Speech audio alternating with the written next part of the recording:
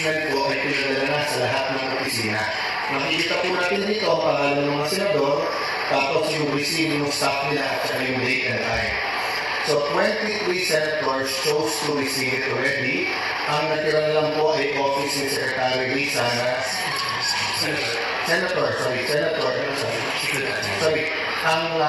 I was on my mind kasi yung Sergeant of Arms at Senate Secretariat, no?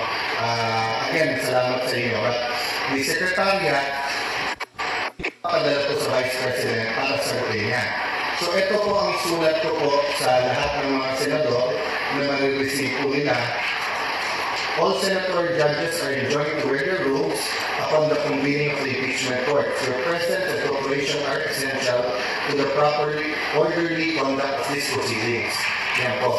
So advice ko po sa mga minority senators kung whether may group chat or meeting na po kayo, nag-meeting na po kami ng majority, mag-meeting po kami ulit. At so far, we're all in agreement na the rules that were good for the past impeachments are good for Monday, so hindi nyo ma-expect ang delay on our part.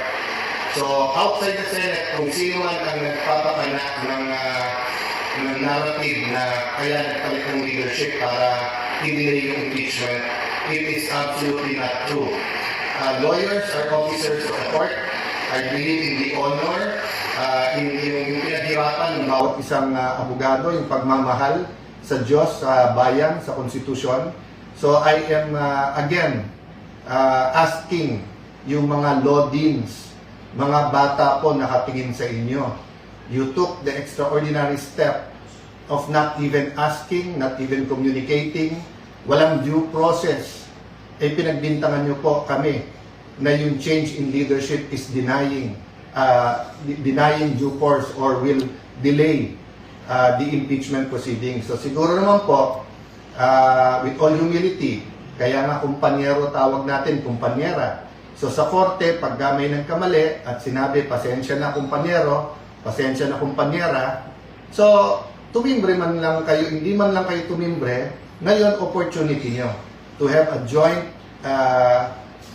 circular then or joint statement saying that we apologize to the honorable senators of the new majority kasi nakikita namin ngayon that nag-move ng tama.